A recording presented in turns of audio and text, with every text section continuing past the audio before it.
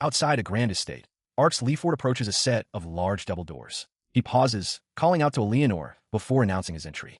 With a soft creak, he pushes the door open, his face partially obscured as he peers inside. The sound triggers a sudden, jarring memory. He recalls a moment when Eleanor clung to him desperately, asking where he had been. The realization hits him with full force. He has been reincarnated as a background character in an Otome game, and somehow, the story's Yandere, VILLAINESS, has fallen completely in love with him. The game was set in the Celestia Kingdom and had become popular in his former life in Japan due to its many possible endings. He remembers the cast of characters, among whom Eleanor was infamous for her outrageous and cruel misdeeds. In other words, within such a well-defined setting, his own name, Arx Leaford, does not appear in any of the game's known story branches. He is a complete anomaly. He was, in essence, just a background character, another nameless face in the crowd. He tells himself that this fact doesn't really bother him. He continues to ponder his strange situation. He has hardly any memories of his previous life. The standard trope for reincarnated individuals is to become unbeatable using knowledge from their past, but that doesn't seem to be his case, despite some vague, unearned attributes.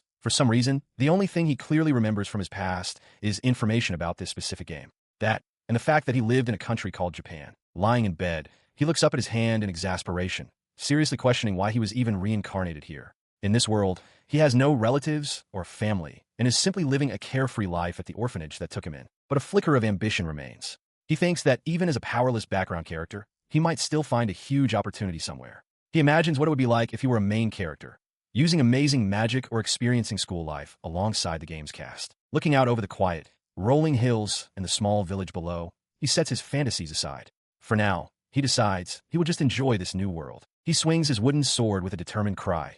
The force of the blow met with a sharp clang as his opponent parries. The impact sends his sparring partner stumbling backward, the wooden sword knocked from his grasp with a heavy thud. Standing victorious, Arx catches his breath as the match is declared over. His opponent, sitting on the ground, readily admits defeat, impressed by the boy's skill. The watching villagers erupt in cheers, amazed that he has bested all the adults in the village. A small child runs up to him, eyes wide with admiration, calling him amazing. The child asks if he too can become that strong with training. Arx, taken aback, confirms that he can, but internally reflects that he can't admit the real reason for his strength.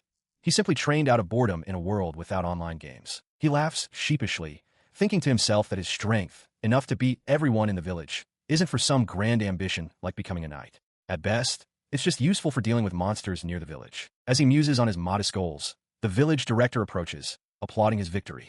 He congratulates Arx by name. The director pats Arx on the head, expressing his surprise at how remarkably the boy has grown. He dismisses Arx's humble claim that it's impossible for a commoner to become a knight, insisting that someone as wise and strong as him can definitely achieve it. He is certain Arx will make a fine knight in the future. Arx looks up, surprised by the praise, as the director's expression turns serious. He tells the boy that he actually has a favor to ask of him. The favor leads them to a grand, opulent mansion. Inside, Arx sits nervously on a plush sofa, his heart pounding in his chest, completely overwhelmed by the luxurious surroundings. He voices his unease, whispering to the director that he feels out of place. The director simply informs him that there is someone who really wants to see him. As Arx questions who would want to see him, a large door begins to creak open. A distinguished man with long, light hair and spectacles steps forward, apologizing for his tardiness. He introduces himself as Adalbert Ansonist, the count who governs the region. The title of count sends a jolt through the boy. He internally confirms his own name, Arx Leaford, feeling the immense gap in their social standing. He overhears the two men discussing him. Count Gilbert Ansonist confirms that Arx, despite some flaws, is an extremely capable child. Adalbert acknowledges this, stating he has heard of Arx's achievements and has called him here to ask a very important favor. The formality and directness of the high-ranking noble addressing him leaves Arx wondering what he could possibly want. Adalbert then turns his full attention to the boy, addressing him as Arxcoin. He makes a startling request for Arx to become a friend to his daughter. The word friend echoes in Arx's mind, leaving him utterly bewildered. His mind races to process the strange proposition. The count had gone to great lengths to summon an orphan just to be his daughter's friend. Adalbert had mentioned his daughter possesses a troublesome nature, and Arx wonders what that could possibly mean, a difficult personality, or perhaps some kind of strange illness. As he contemplates the meaning of troublesome, Adalbert calls out, "Eleanor, come in." The name Ansonist suddenly clicks in Arx's memory, causing him to pause. He turns to see a young girl with jet black hair and a dark, formal dress curtsy politely. She introduces herself as Eleanor Ansonist, expressing her pleasure in meeting him. Arx can only let out a choked sound of disbelief. The name and face trigger a catastrophic realization. This is Eleanor Ansonist, the villainess from the game he remembers. In that story, She was a character who relentlessly harassed the protagonist out of sheer malice, setting up curses and other schemes. While Arx is frozen in horror, Adalbert cheerfully suggests the two of them talk for a bit, certain they will become good friends. Eleanor excuses herself shyly, but Arx is trapped in his thoughts. He cannot believe they want him to befriend the person who, in the story he knows, is the root of all evil and the final boss. The grand Ansonist mansion stands silently, its pristine gardens unaware of the internal turmoil of its newest guest, who now faces an impossible situation within its walls. He finds the situation incredibly awkward. They stand in a wonderful garden, just as the Count had described, one that is regularly maintained by the gardener. No matter how long he looks at it, it never gets boring. Yet, the silence between him and the girl is heavy. His gaze shifts to Eleanor. He internally marvels at how a child could be so utterly expressionless. He recalls the Count's words, noting that Eleanor is the same age as him and asking if he didn't find her cute. He has to admit to himself that she is, in fact, cute, as expected of a main character. Even with her expressionless and unsociable demeanor, he finds himself captivated. He has never before seen such a beautiful girl with black hair and black eyes. His private admiration is cut short when she turns to him, her voice quiet as she asks if something is wrong. The sudden question startles him out of his thoughts. Her face remains partially obscured by her dark hair, her expression impossible to read. Taking a small step back, he expresses concern, asking Eleanor if she is feeling unwell and offering to return to the mansion immediately. She looks up at him, her gaze direct. She concludes that, just as she thought, he doesn't want to be friends with her. The blunt statement leaves Arx completely stunned. He begins to stammer a denial, but she continues with a sad resignation. She says she understands if he doesn't want to associate with someone as accursed as her. She tells him it's fine and that he doesn't have to hide it, because everyone else has felt the same way. Her words trigger a flood of painful memories. She recalls being the subject of whispers among nobles, who noted she was just like the rumors said. They warned each other that misfortune would befall anyone who got too close. The memories continue, a young man recoiling from her with a startled cry, others judging her from afar. They whispered about her terrifying black hair and eyes, calling her a cursed child with no light in her gaze. She knew some only feigned interest to curry favor with her family, never seeing her for who she was. She recalls how, after one such incident where a man drew a sword on her in terror of her power, no one ever spoke to her again. They only ever offered her hateful glances. She explains to Arx that she is already used to this treatment, believing it's the right way for people to react. As she speaks, her hand reaches toward a rose bush, and before Arx's shocked eyes, the flower wilts and turns black at her proximity. The effect spreads with a whoosh of dark energy, causing him to recoil. Eleanor urges him to see for himself. Everything she touches, plants, and even people, loses its color, withers, and dies. He stares, aghast, realizing this is her magic, a power of a level he has never witnessed before. He looks at Eleanor, who stands with a sad, knowing expression. She asks if he understands now, declaring with finality that she is a cursed child. As her words sink in, Arx recalls Count Ansonist's plea for him to befriend his daughter. He realizes he never knew the depth of her suffering and wonders if his reincarnation was for this very purpose, to save her and change her tragic fate. His thoughts race, determined to get the world's story back on track toward a happy ending. To do that, he concludes he must become close with her and avoid the bad end he knows is coming. Pushing aside the image of the game's original heroine, he resolves to create a future where no one ends up unhappy, a conclusion where no one, including Eleanor, has to suffer. Turning back to her with newfound conviction, he states that he doesn't find her appearance creepy at all, nor is there anything about her to be feared. The directness of his words makes Eleanor jolt. With a flushed, earnest face, Arx blurts out that she is unbelievably beautiful, leaving her stunned and speechless. He watched her flustered reaction, his own resolve hardening. Eleanor, still taken aback, managed to express her gratitude, but immediately cautioned him, her voice trembling as she warned that her power could end up hurting someone. Unfazed, Arx countered that while he couldn't deny that possibility, there had to be a better way to use her power. As she stared at him in disbelief, he made a firm promise.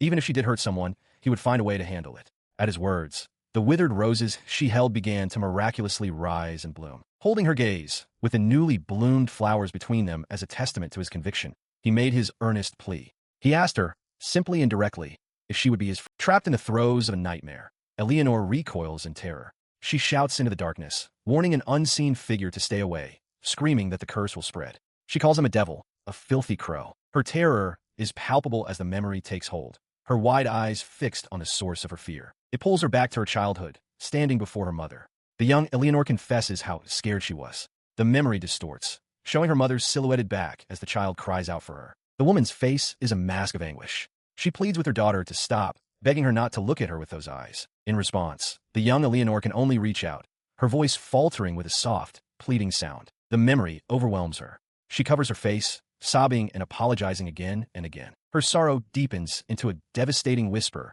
apologizing for the very fact of her existence, for being born. The nightmare shatters as Arx leans over her, his voice laced with concern. He calls her name, asking if she's okay, and mentioning she seemed to be having a terrible nightmare. Eleanor gasps, yanked back to the present, her eyes wide with shock. Sometime later, the roles are reversed. Arx is now resting in a bed as Nanai-san explains the situation to him. She confirms they have been talking in Lady Eleanor's room, while Eleanor herself sits quietly in a chair nearby. She continues, explaining that he had simply fallen asleep from exhaustion right there in the middle of their conversation. He looks over at Eleanor, his expression concerned as he calls her name. Then, a bright smile spreads across his face as he concludes that she must have had a bad dream. His smile vanishes, replaced by shock as he sees the tears glistening in her eyes. Eleanor stares back, her face a mask of profound sadness. Her quiet sorrow gives way to audible sobs. Flustered by her sudden tears, Arx waves his hands in a panic, unsure of what to do. Acting on instinct, he gently pats her head, then pulls her into a comforting embrace. As she leans against him, the steady, reassuring beat of his heart thumps against her ear. In that moment of closeness, a memory surfaces in her mind, a voice asking if she would be his friend. She realizes with sudden clarity that she already has one. The memory shows the conversation that led to her despair. She had insisted that being with someone like her would only bring him unhappiness, warning that she might even hurt him. She argued that he would be better off with someone else, her desperation clear as she tightly gripped his sleeve. His response, however, had been unwavering. He looked her directly in the eyes and declared that he only wanted to be with her. Overwhelmed, she had simply asked him to take care of her, and they had agreed to move forward together. Pulled back to the present, still in his arms, Eleanor murmurs an apology. Arx immediately tells her not to apologize, offering with a warm, reassuring smile that his chest is always available for her. A small, genuine smile touches her lips, accompanied by a soft chuckle. She thinks to herself how truly kind he is. He responds to her unspoken gratitude, explaining with a gentle expression that he was only doing what any friend would. Hearing this, Eleanor looks down, a quiet, thoughtful expression on her face. She clutched the blanket, assuring him that it was fine. But a deep-seated doubt remained. She had never had anyone she could even call an ally, let alone a friend.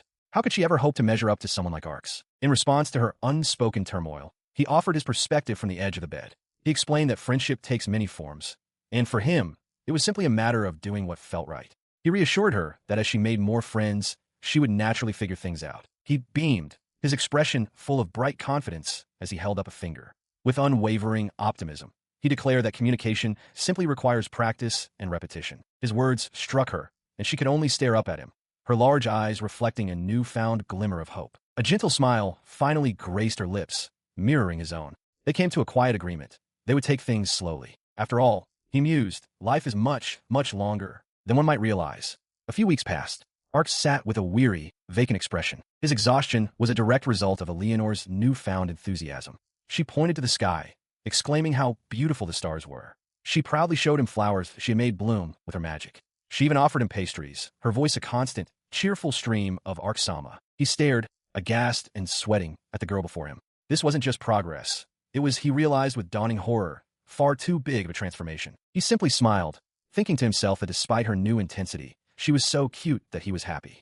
Eleanor, however, was not pleased with his lack of response. Her cheeks puffed out in annoyance as she demanded to know if he was even listening. In response to her question, she turned away with a huff. Arx, snapping out of his reverie, scratched the back of his head sheepishly and apologized, admitting he had been lost in thought. His apology did little to soothe her. Eleanor grabbed his hand, her expression turning serious as she asked if there was something more important to him than her question. Startled, Arx immediately refuted the idea, insisting that wasn't the case at all. He leaned in closer, his demeanor shifting to one of practiced charm, and declared with a dazzling smile that there was nothing more important than her, Eleanor-sama. The sudden, intense flattery caught Eleanor completely off guard, causing her to sputter. Internally, Arx reveled in his success, thinking to himself about his own capabilities as Arx Leaford. His internal monologue concluded with the proud realization that he was, in fact, quite handsome. He pictured an idealized version of himself, admired by fawning girls, including Eleanor, who cheered for Arx-kun. This self-aggrandizing fantasy was interrupted by a knock at the door. Still distracted, Arx mumbled to himself about his taste in clothes, but Eleanor, growing impatient, told him to forget it and just hurry up and tell her what kind of clothes he liked. Before he could answer, the door opened to reveal Adalbert Ansonist. The man asked if he could have a moment with Arx. Both children were surprised by the interruption. Arx recognized him as Adalbert-sama, while Eleanor quietly identified him as her father. Adalbert addressed his daughter directly, asking her to forgive him as he needed to borrow Arx for a short while. As he was led away, Arx glanced back at Eleanor and realized with a jolt that she was genuinely angry about the interruption. Despite her furious expression, Eleanor turned away with a dismissive of, claiming it didn't matter to her since Arx had been absent-minded anyway. Her words left Arx looking flustered. Once he was gone, however, she leaned against the wall, her defiant posture crumbling into one of quiet disappointment. While she was left to wait, Arx's meeting with her father, Adalbert, came to an end. The boy waved his farewell, his earlier compliment to Eleanor, that anything she wore would look beautiful, a stark contrast to her current mood. Inside Adalbert's office, the meeting had begun with significant news. Adalbert announced that Arx's earlier request had been approved, eliciting a shocked, "Really?" from the boy. He elaborated, though with a slight hesitation, that starting the following week, Arx would officially become part of the Ansonist household. Overwhelmed, Arx bowed deeply, thanking him profusely. Adalbert mused that he could have at least provided lodging, but Arx, holding a new uniform, expressed his gratitude. He explained that having a job and not needing to commute was more than enough, then asked directly if Adalbert was truly comfortable with this arrangement. The older man stroked his goatee, remarking on how admirable it was for a 7-year-old to speak with such poise. Arx quickly interjected, assuring him that he had no intention of exploiting Adalbert's authority. He continued, a confident smile spreading across his face, explaining his belief that Adalbert had recognized his character and that this was precisely why he was chosen to be Eleanor's friend. Adalbert's expression softened, acknowledging that Arx had indeed understood a great deal. As he turned to depart, Arx affirmed his commitment, promising to do his very best in his new role. With the meeting over, Arx made his way to Eleanor's room. As he reached her door, he froze, sensing an intense wave of anger from the other side. He realized at once that she was furious. A knock sounded on the door, and a voice called for Eleanor-sama. Inside, her anger peaked. She fumed about how late he was, her thoughts racing with accusations. Was talking to her father really that much fun while she was left to wait and worry? Following the knock, Arx's voice came, formal and apologetic. Now dressed in a sharp tuxedo, he addressed her as "Milady" and asked for forgiveness for his tardiness. He bows deeply before Eleanor, his head lowered in a formal gesture of deference. From this position, he announces his presence and purpose with unwavering clarity. Arx Leaford, reporting for duty. Rising slightly from his bow, he then drops to one knee, gently taking her hand in his. Looking up at her with earnest eyes, he makes a solemn vow, clarifying his new position. From this day forward, he will serve as her attendant. He repeats his pledge with fervent conviction, declaring that he will within the grand hall of the Ansonist estate. A flurry of activity is underway as preparations for a major event commence. The household staff are in a state of controlled chaos. One maid reports on the main hall's arrangements, while another panics over a shortage of glasses. A man's urgent footsteps echo from the stairs as he shouts for the supplier to be notified at once about a change in the aperitif. Amidst this commotion, Arx collapses onto his surface, letting out a long, exhausted sigh. 3 years have now passed since he became a servant in this household, and Eleanor is about to turn 10 years old. In this world, it is customary for milestone ages and multiples of 10 to be lavishly celebrated. At this moment, everyone in the estate is completely consumed by the preparations for the party. A maid, Nanai-sen, approaches Arx at a desk to inform him that the hall preparations are complete. He looks up with a confident smile, reflecting that this will be his first time attending a noble's party. Seeing him slumped over his desk just moments later, she remarks that he seems quite tired. As expected, the day before the event is proving to be hectic. She sincerely thanks him for his hard work. He looks up, a gentle smile on his face, and replies that it's good to hear. Nanai-sen beams, adding that thanks to Arx, they are fully ready for tomorrow. For some reason, his desk is covered in documents and ledgers, the tools of an organizer, not a simple servant. The reason for his exhaustion becomes clear. Despite being only 10 years old, Arx is overseeing the entire party. Staff members of all ranks have been rushing to him for direction, asking what to do and calling for his input. He is left to wonder how things ended up this way. A senior servant pats his head, affectionately calling him the boss now. Arx is bewildered. He had only offered some common-sense suggestions from his previous life. As Arx dedicates himself to the party preparations, the maid Nanai-san watches him with deep admiration. She thinks to herself that Arx Cohen is truly amazing, not just for his great ideas, but for his willingness to take initiative and act on them himself. In response to her unspoken praise, Arx explains to Nanai-san that this is all for Eleanor-sama. He declares that since it's their first extravagant party since meeting, he wants to celebrate it in a big way to see her delighted smile. For that, he insists a little fatigue is nothing. He then demonstrates his resolve, using magic to create a glowing stone. The light from the stone envelopes him as he casts healing magic to revitalize his body. Nanai-san notes with surprise that he even changed his clothes in the meantime. Now, brimming with energy, Arx announces he is off to do some training, cheerfully bidding her farewell until tomorrow as he heads out. He makes his way to the estate gardens under the night sky. With a wooden practice sword in hand, he begins his regimen, the blades slashing through the cool air. After a period of exertion, he lets out a sigh, deciding that's enough for the day. As he relaxes, a quiet voice suddenly calls his name, startling him. Turning, he finds Eleanor standing among the roses. She calmly states that she has been watching him for a little while now. Arx is stunned, asking how long she's been there. He immediately becomes flustered, bowing his head in a deep apology. He admits that he was so focused on his training that he honestly didn't notice her at all. Eleanor seems unconcerned with his apology. Instead, she questions why he would be out in the night air like this, warning him that he will catch a cold. She then looks at him and asks if he will warm her up. Arx is taken aback by the request, internally questioning it. He knows there are spells to create fire or raise one's body temperature, things she should be able to do herself. Eleanor clarifies her feelings. She reminds him that while they spoke the other day, he has been so busy recently that he barely comes to see her anymore. Her words reveal a deep-seated loneliness. Her cheeks flushed, she points a finger at Arx, her words tumbling out in a flustered rush. She declares that since he is her servant, he should always be by her side, even claiming he belongs to her, before quickly retracting the possessive statement. In response, Arx can only offer an apology. As her hand rests gently on his sleeve, he explains that while he would love to, he is simply too busy. His mind flashes to the encouragement he received from Anai-san. She had gently reminded him that all this effort was for tomorrow, to ensure Eleanor would have a magnificent celebration. Returning to the present, he watches as Eleanor seems to relent. She looks away, murmuring that if that's the case, it can't be helped, acknowledging that tomorrow is an important day after all. Her expression then shifts to one of quiet sadness. She looks up at him and asks if he, too, is lonely. Before he can fully process the question, she suggests they go back inside, noting the cold. He is taken completely by surprise. Her question hangs in the air as he begins to stammer a denial, utterly bewildered by her sudden concern. She doesn't seem to register his response, continuing her own train of thought. She reassures him, or perhaps herself, that the other servants have all been very kind to her. With that, she turns away decisively. "Let's go," she says, her voice flat, instructing him to take care of things for tomorrow.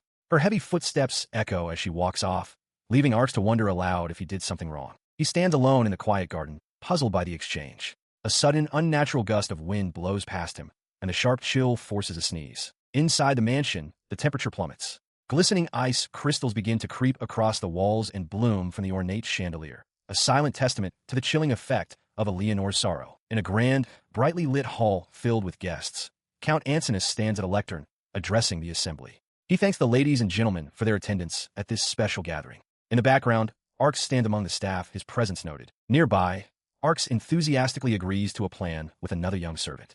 As he does, Count Ancinous' welcoming facade slips for a moment, revealing a dark, internal command to eliminate any pests who might try to get close to her. The other servant suddenly turns his head, his gaze fixed on two figures in the distance. He remarks that he feels like he's seen them somewhere before, prompting a wave of panic in Arx, who desperately hopes they haven't been noticed. Peeking from behind a pillar, Arx sees that the figures are gone and wonders if they noticed him staring. His thoughts are interrupted by the Count's booming voice, announcing the arrival of the evening star, Eleanor, and commanding all to feast their eyes upon her. Eleanor makes her grand entrance. She has blossomed into a young woman of striking beauty, her formal dark gown and composed expression framed by an ethereal cascade of dark rose petals. The sight strikes Arx with the force of a revelation.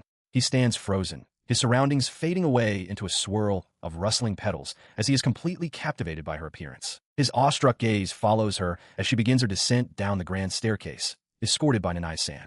Glimmering, crystalline cubes of ice float in the air around her, a subtle, beautiful remnant of her powerful curse. As she draws closer, their eyes meet. A faint blush dusts Arx's cheeks, his expression a mixture of shock and admiration. Eleanor, in turn, regards him with a calm, steady gaze. From his position, he watches her reach the bottom of the staircase, where she is formally received by Adalbert Ancinous and another noblewoman, taking her place among the highest echelons of the family. A realization settles over Arx. He reflects on how incredible Eleanor looked, marveling at how much a child can grow and change in just 3 years. At the grand party, the maid Nanai-san whispers Arx's name. He stands apart, his gaze distant as he reflects on his duties. He is in charge of overseeing the entire event, a responsibility that brings a pang of regret, as it means he cannot remain by Eleanor's side. Moments later, Nanai-san hurries down a corridor, calling out to him. She asks what's wrong, questioning why he isn't performing his usual duty of guarding Lady Eleanor. He turns back, his expression a mask of confusion. Seeing his bewilderment, Nanai-san hesitates, her own expression turning apologetic as she begins to explain the situation. Her explanation leads to an unbelievable outcome. Arx now sits rigidly in an ornate chair beside Eleanor, both positioned as the center of attention. He internally despairs, wondering just how things came to this. Eleanor turns to him, her expression concerned. She notes that he looks pale and asks if he is all right. He can feel the intense stares of all the guests, their unspoken question, "Who is that guy?" drilling into him. She puffs out her cheeks in a small pout, beginning to say it's because of something specific. Arx, meanwhile, breaks out in a cold sweat, internally retorting with the thought of whose fault this situation truly is. His silent accusation is lost as the whispers from the surrounding guests grow louder. They murmur amongst themselves, questioning the propriety of a mere servant sitting next to the guest of honor, and noting that Arx, supposedly her attendant, is never actually by her side. Overhearing their disdain, Eleanor acknowledges Arx's concern for her reputation, but quickly dismisses it. She turns towards the crowd, her voice ringing out with authority as she declares that Arx is not just any servant. Her gaze softens as she looks back at him, speaking his name gently. She states that he, too, should be celebrated. The unexpected sentiment leaves Arx utterly stunned, prompting him to question if she means him as well. She presses on, confirming that he is the same age as her. With a pointed look, she observes that despite this fact, no one is celebrating his birthday, leaving Arx speechless at her perception and concern. He explains to the noblewoman that he doesn't know his exact birthday and has never had it properly celebrated. As he speaks, Eleanor can be seen leaving the room in the background. The woman, having just asked if he was also 10, listens to his quiet confession. Her expression softens with understanding. She realizes this must be why Eleanor insisted he sit beside her, not as a servant, but as an equal guest of honor. The noblewoman is touched, thinking to herself that Eleanor possesses a truly beautiful heart. The realization of her kindness washes over Arx, bringing a blush to his cheeks. He thinks that simply having her want to celebrate for him is more than enough to make him happy. It strikes him how much the once pessimistic girl has grown, concluding there is no way someone like her could ever become the story's final boss. He turns to Eleanor, determined to ensure her party is perfect for her sake. He then shyly begins to ask if, after the party, she would, with him, understanding his unspoken invitation. Eleanor's face flushes a deep red as she stammers her agreement. The moment of shared warmth is broken as Arx's expression shifts to one of concern. He glances towards the main hall, his thoughts drifting to two other boys who had disappeared from the party earlier. Clasping his hands, a sense of unease settles over him as he hopes nothing bad is at a lavish party. Arx and Eleanor sit together at a well-appointed table. Both are dressed in fine formal wear, sparkling under the lights. Eleanor gestures to a dish, asking Arx if he has tried it yet. He, however, is too distracted to eat. Arx feels trapped, acutely aware that the other guests are staring at them intensely.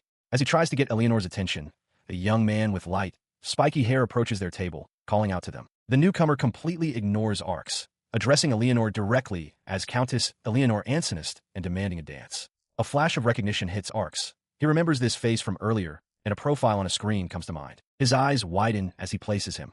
Razor Kilmond, the Viscount's son. Arx realizes he hadn't recognized him at first, because Razor is much younger now than when the game he remembers originally started. Arx's mind floods with information from the game. Razor has a foul mouth and a violent personality, but his extreme devotion to the protagonist made him a popular character. Snapping back to reality, Razor glares at Arx, dismissing him as a background extra and telling him to get lost. Ignoring Arx's presence, Razor turns back to Eleanor, repeating his intention to dance with her. The declaration confirms it for Arx. This is undeniably one of the romance options from the game, Celestia Kingdom. As Arx stands by, stunned, Eleanor calmly acknowledges Razor's statement. With a neutral expression, she looks at him and asks for clarification. He wants to dance with her? Before an answer can be given, a sharp voice cuts through the air, stating, "I refuse." A young noblewoman with long, light hair tied in pigtails delivers the rejection with a flat expression.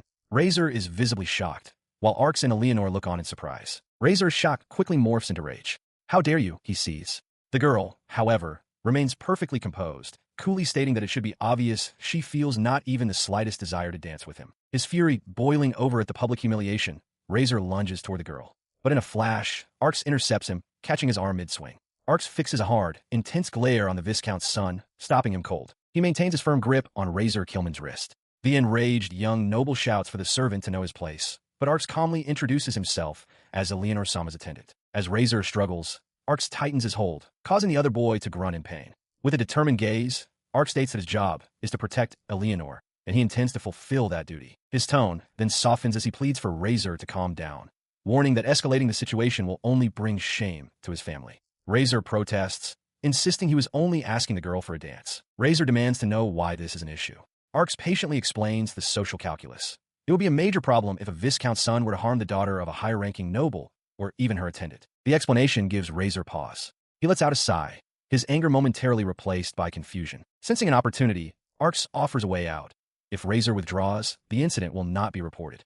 Internally, Arx muses that this approach is about right for a 10-year-old, concluding that Razor isn't an idiot, merely a spoiled brat. A smirk crosses Razor's face as he seems to agree, sliding his hand free. Believing the conflict is over, Arx breathes a quiet sigh of relief. The truce is a feint. With a furious shout, Razor lunges, swinging a fist directly at Arx's head in a sudden, shocking attack. As Razor screams about being disgraced, Arx realizes the boy's noble pride is absolute. Annoyed by the complication, he extends his open palm and utters a single word, sleep. The magic takes hold instantly. Razor's eyes become heavy with drowsiness, and he collapses forward, falling unconscious onto Arx's shoulder with a soft plop. He holds the unconscious form of Razor Kilmand, urgently instructing the maid, Nanai-san, to summon Kilmand-sama and Adalbert-sama.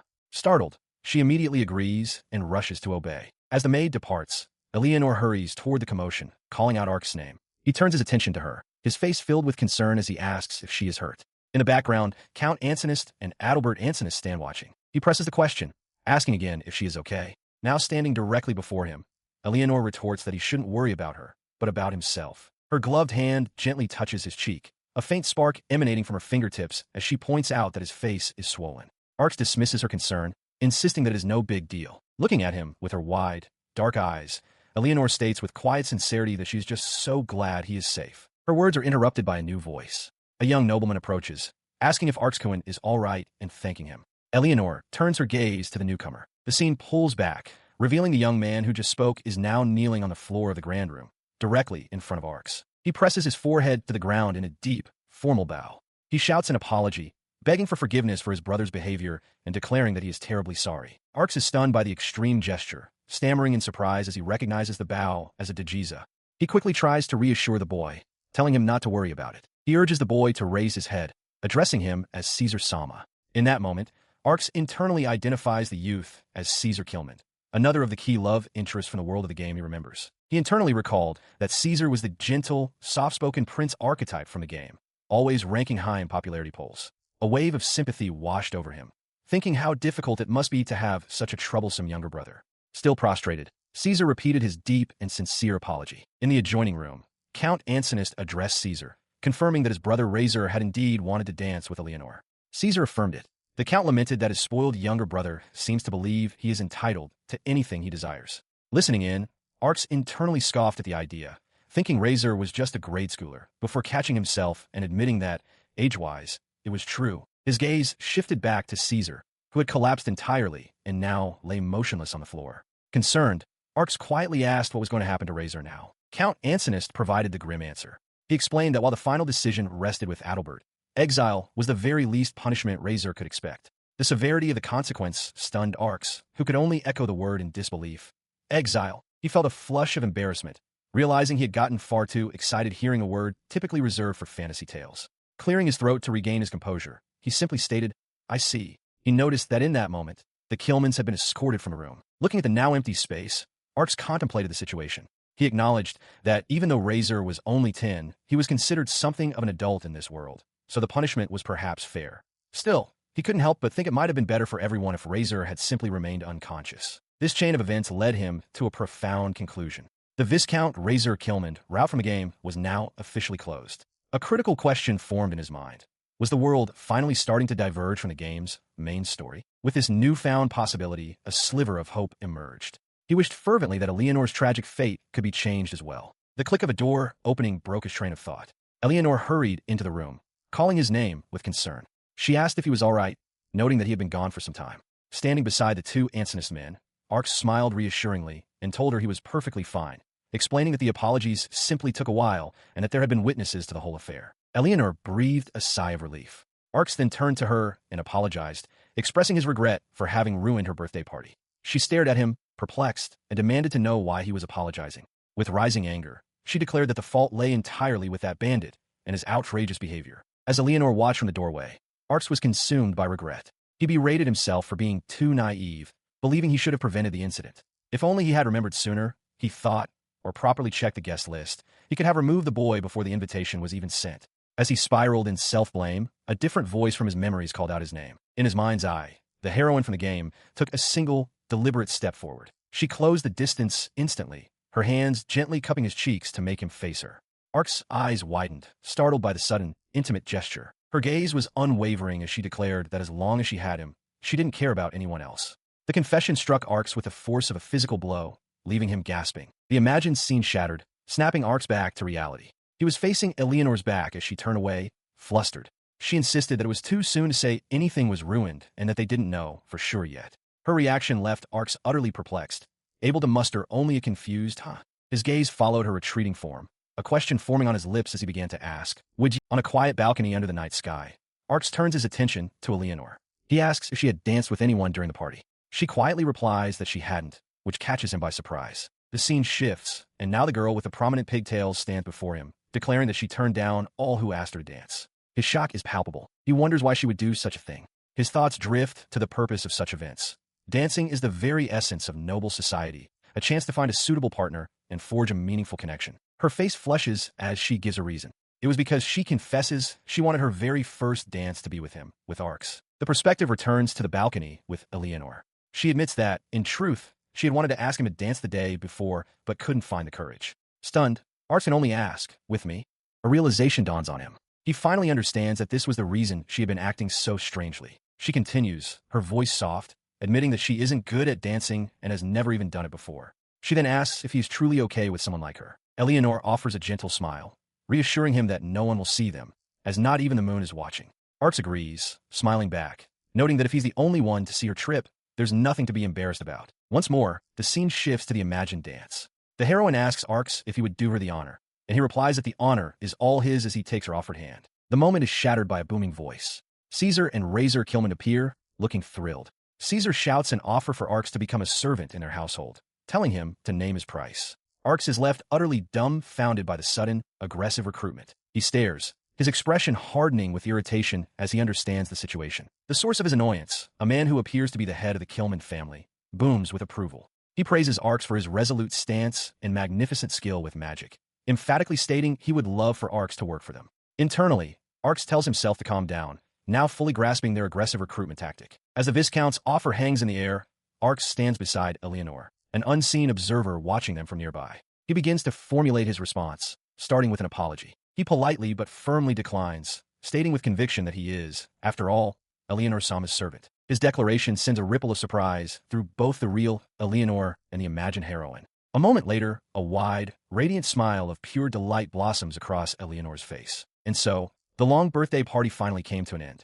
Arx had thought he could at last take it easy, but his work was not yet finished. He sits wearily, correcting his earlier thought. A party involves not just preparation, but cleanup as well. Stepping out onto a balcony, he sighs, wondering if there is any way to finish before midnight. He hopes his next assignment will be an easier one. As he contemplates his fatigue, a sharp knock sounds at his door, and a voice calls out his name. The door opens to reveal a cheerful Nanae-san. With a triumphant "ta-da!" she announces that the venue cleanup is already complete, leaving Arx to wonder in surprise how she finished so quickly. She confirms his suspicion, explaining that everyone was inspired by his dedication and pitched in to help. Arx stares back, wide-eyed and speechless at the revelation. He touches his chin, a little flustered by the praise, but now understands how the daunting task was completed so quickly. A warm, relieved smile spreads across his face as he confidently declares that all the effort was worth it. Nanae-san agrees, adding that it was clear Lady Eleanor enjoyed herself as well. She then grows thoughtful, explaining that watching Arx reminds her of the past. A memory surfaces of a simple party she held for a childhood friend's 10th birthday when they were children. She continues her story, recalling that both she and her friend were orphans. The party, if it could even be called that, was a humble affair, but her only goal was to bring a small smile to her friend's face. Bringing her focus back to the present, she looks at him with a gentle, knowing expression and admits that she saw a bit of her younger self in his actions. Following this thought, she suggests that Arx and Eleanor seem a bit like childhood friends themselves. The comparison catches Arx completely off guard, his mind stumbling over the words. He can only manage a confused "what?" in response, but she simply smiles, adding that their dynamic is what makes her feel nostalgic. Her words trigger a cascade of thoughts in Arx's mind. Eleanor's childhood friend? He questions internally. Something feels wrong. He struggles to recall if such a character ever existed in the original story of the Celestia Kingdom. He found himself lost in a swirl of disquieting thoughts. His own existence in this world was an irregularity, so a feeling of unease should be normal. Yet, he couldn't shake the feeling that something was fundamentally wrong. His deep contemplation was interrupted by a soft voice. Eleanor, her dark eyes fixed on him, called out his name with a hint of concern. Pulled back to the present, he faced her question. She asked if he was all right, noting that he seemed distracted. Arx quickly dismissed it, claiming he was just lost in thought. Seeing his weary expression, Eleanor observed that he must be exhausted and should get to bed early. As she spoke, she called for Nanai-san, who immediately appeared at the doorway. He simply agreed, though his mind was already drifting toward the work he still needed to complete, the exhaustion heavy on him. In the background, Nanai-san rallied herself for one last push to finish her own tasks. Much later, a sudden jolt of realization struck him.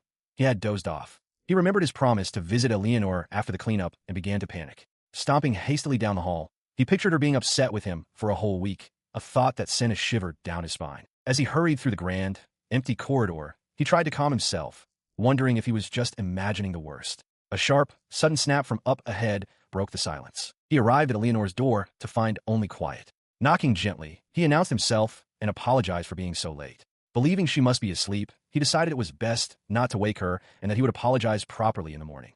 He reached for the doorknob, intending to leave. Before his hand could turn, dark, writhing tendrils of shadow erupted from the gap beneath the door. They coiled around his leg with violent force, yanking him from his feet and slamming him to the ground. On the other side of the now clicked-shut door, Eleanor sat on the floor, completely enveloped by the same hissing darkness. Her eyes shot open in alarm as she sensed the commotion, a silent question of what the heck forming in her mind. A cry of pure shock and pain tore from Ark's throat, his eyes wide with terror from the sudden, violent assault. He collapses to the floor, panting heavily from the force of the attack. Ignoring his own pain, his first thought is for Eleanor. He calls out her name, desperately wondering if she is all right. As he tries to push himself up, a chilling realization dawns on him. His body won't move. The situation is dire. Just as he resolves to force himself to stand, the shadowy tendrils snake around his ankle, eliciting a sharp cry of pain. The sound seems to have drawn someone from the room. Eleanor appears, her dark eyes looking down at the boy on the floor as she speaks his name questioningly. He looks up, his mind struggling to process her sudden appearance. The immediate threat seems to have vanished, leaving only a dazed confusion. His gaze clears to reveal Eleanor standing before him, clad in a nightdress. The very same dark tendrils that had attacked him now swirl harmlessly around her feet. He can only whisper her name, adding the formal honorific, Sam. A dark memory surfaces. In a grand hall, Eleanor stands amidst swirling, butterfly-shaped shadows of her decaying magic. Arch looks on, his voice laced with alarm as he calls her name. She turns, her expression unreadable, and quietly speaks his. The vision shatters, replaced by the present moment. Eleanor glares at him with a pout, her hair adorned with strawberry clips. "You're late, aren't you?" she chides, her tone completely at odds with the grim memory. She moves behind a seated Arx, tying a bib around his neck. She urges him to eat, explaining that she prepared extra special sweets just for him, knowing he had been working non-stop and barely eating. He hesitates, looking at the plate of cookies. A thought crosses his mind. If he eats sweets at this hour, Nanai-san will surely scold him. As if reading his mind, Eleanor leans in and offers to be his partner in crime. With wide, sparkling eyes, she holds a cookie right up to his lips, a silent, insistent offering. Flustered, Arx wonders how the situation escalated to this point, as Eleanor encourages him to open his mouth. He stammers, questioning her actions, but then resigns himself, thinking that since it's still his birthday, it should be fine. As her fingers brush against the cookie he is about to eat, a soft light emanates from it, restoring the parts that had begun to decay. Holding the perfectly whole cookie, Arx stands in astonishment. He turns to Eleanor, his voice filled with disbelief. "What was that magic you just used?" he asks. She avoids his gaze, her expression becoming distant. Instead of answering, she makes a simple request. "Would you make some tea, please?" Arx, taken aback but compliant, agrees. He turns to fulfill her request, but a sudden flicker of dark energy lashes out from behind him, causing him to flinch. He looks back toward the cabinet, startled by the unexpected return of her decay magic. He remains frozen, watching as the dark, tendril-like energy continues to writhe around Eleanor. She stands silently in the middle of the room, enveloped by her own ominous power. Breaking the tense silence, she looks at him and explains that this is her Celestia, the unique magic bestowed upon each person. Arx stares back, his expression a mixture of shock and confusion. He manages to ask when this started, and the question triggers a memory from his past life. He recalls the game's heroine explaining that each individual receives their own unique Celestia, a power only they can wield, which shapes and enriches the world of the Celestia Kingdom. His mind races, connecting this general rule to Eleanor's specific, terrifying role. It wasn't that he didn't know about her Celestia. He had seen countless scenes in the game where she used this very power for atrocities. He finally understood why she was called the cursed child and the enemy of humanity. As he grapples with these dark memories, Eleanor's voice pulls him back. She apologizes, saying she did not mean to frighten him. Despite her words, a visible shudder runs through Arx. She continues, explaining that when she woke up one morning about a month ago, the power was already pouring out of her, seemingly without her control. The revelation stuns him. He exclaims in disbelief that it has been that long and demands to know why she never told him. Eleanor hesitates before beginning her explanation. In a small voice, she confesses that she was afraid that he would come to hate her. Arx internally refutes this, but he has to admit to himself that seeing the power firsthand was terrifying, giving him a true understanding of her grim reputation. Attempting to lighten the mood, Eleanor forces a smile and points to the dark tendrils swirling above her. She remarks that it's actually quite handy and that she can carry things with it, though her expression remains tinged with sadness. Her forced cheerfulness fades as she looks away, admitting that she let a little bit of it out earlier that day, specifically when he was pushed down. Her gaze is distant, recalling the moment with a somber expression. She watches as Arx instinctively flinches, his body recoiling from the raw display of her dark power. His fearful reaction prompts a memory to surface in her mind, a party from long ago where she first truly realized her situation. In that memory, her own mother was enveloped by the same dark power, despairing that she was cursed. This old fear of abandonment now resurfaces, and Eleanor's voice trembles as she tells Arx she knows he will leave her, too.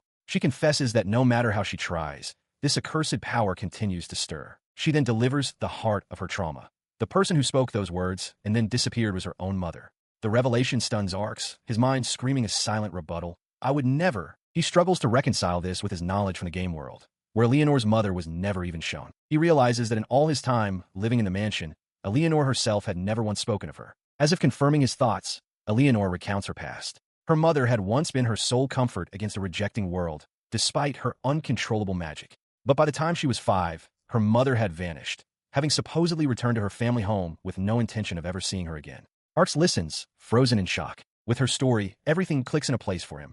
He now understands the origin of the deep sadness in her eyes from the day they met, the undeniable emotional scars from a past she endured all alone. Her confession finished, Eleanor looks down, her posture one of complete resignation as she murmurs that this is simply her fate. But Arx refuses to accept it. He knows he cannot change her mother's abandonment, and he understands she is now certain he will do the same.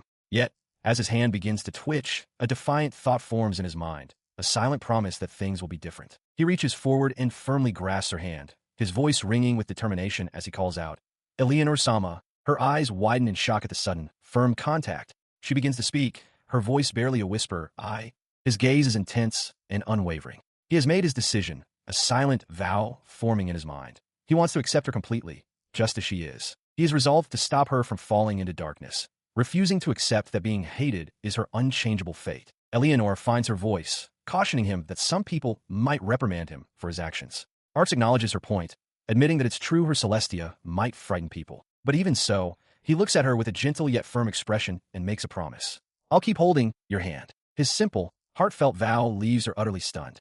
Her eyes remain wide, reflecting a profound astonishment. The ensuing silence feels heavy. Arx begins to sweat, suddenly anxious that he might have messed up, worrying that his abrupt declaration could have been perceived. Eleanor finally breaks the quiet, her voice soft with self-deprecation.